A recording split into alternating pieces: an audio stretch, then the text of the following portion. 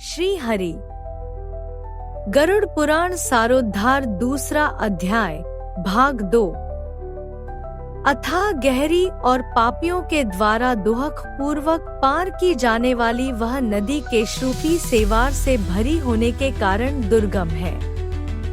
वह विशालकाय ग्राहों, घड़ियालों से व्याप्त है और सैकड़ों प्रकार के घोर पक्षियों से आवृत है। हे गरुड़, आए हुए पापी को देखकर वह नदी ज्वाला और धूम से भरकर कड़ाह में रखे घृत की भांति खौलने लगती है। वह नदी सुई के समान मुख वाले भयानक कीड़ों से चारों ओर व्याप्त है। वज्र के समान चोंच वाले बड़े बड़े गीद एवं पौं से घिरी हुई है। वह नदी शिशुमार, मगर, जोंक, मछली, कछुए तथा अन्य मांसभक्षी जलचर जीवों से भरी पड़ी है। उसके प्रवाह में गिरे हुए बहुत से पापी रोते चिल्लाते हैं और हे भाई, हाँ पुत्र, हाँ तात, इस प्रकार कहते हुए बार बार विलाप करते हैं।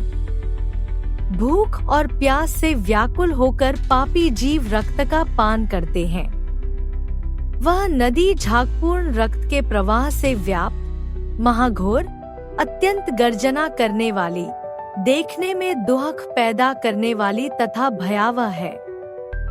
उसके दर्शन मात्र से पापी चेतना शून्य हो जाते। बहुत से बिच्छू तथा काले सर्पों से व्याप्त उस नदी के बीच में गिरे हुए पापियों की रक्षा करने वाला कोई नहीं है। उसके सैकड़ों, हजारों भंवरों में पड़कर पापी पाताल में चले जाते हैं। क्षण भर पाताल में रहते हैं और एक क्षण में ही ऊपर चले आते हैं। हे खग, वह नदी पापियों के गिरने के लिए ही बनाई गई है। उसका पार नहीं दिखता। वह अत्यंत दुहक पूर्वक तरने योग्य तथा बहुत दुहक देने वाली है। एवं इस प्रकार बहुत प्रकार के क्लेशों से व्याप्त अत्यंत दुहकप्रद यम मार्ग में रोते चिल्लाते हुए दुहकी पापी जाते हैं। 27 कुछ पापी पाश से बंधे होते हैं, कुछ अंकुश में फंसाकर खींचे जाते हैं और कुछ शस्त्र के अग्रभाग से पीठ में छेदते हुए ले जाए जाते हैं। कुछ नाक के अग्रभाग में लगे हुए पाश से और कुछ कान में लगे हुए पाश से खींचे जाते हैं। कुछ कालपाश से खींचे जाते हैं और कुछ कौ से खींचे जाते हैं। वे पापी गर्दन, हाथ तथा पैर में जंजीर से बंधे हुए तथा अपनी पीठ पर लोहे के भार को ढोते हुए मार्ग पर चलते हैं।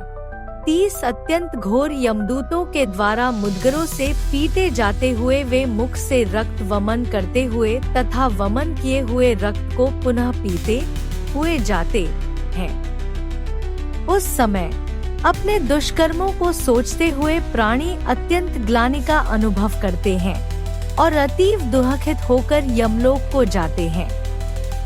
इस प्रकार यम मार्ग में जाता हुआ वह मंदबुद्धि प्राणी, हा पुत्र, हा पौत्र, इस प्रकार पुत्र और पौत्रों को पुकारते हुए हाय हाय इस प्रकार विलाप करते हुए पश्चाताप की ज्वाला से जलता रहता है। वह विचार करता है कि महान पुण्य के संबंध से मनुष्य जन्म प्राप्त होता है। उसे प्राप्त कर भी मैंने धर्माचरण नहीं किया। यह मैंने क्या किया?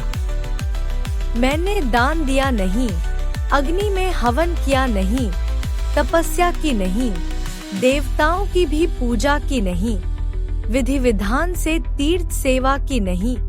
अतः जीव, जो तुमने किया है उसी का फल भोगो।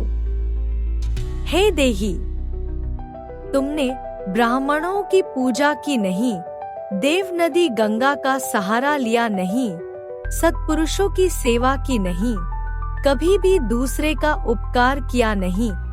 इसलिए हे जीव, जो तुमने किया है अब उसी का फल भोगो।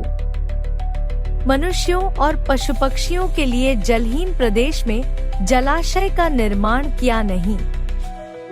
गौ और ब्राह्मणों की आजीविका के लिए थोड़ा भी प्रयास किया नहीं। इसलिए हे देही, तुमने जो किया है उसी से अपना निर्वाह करो।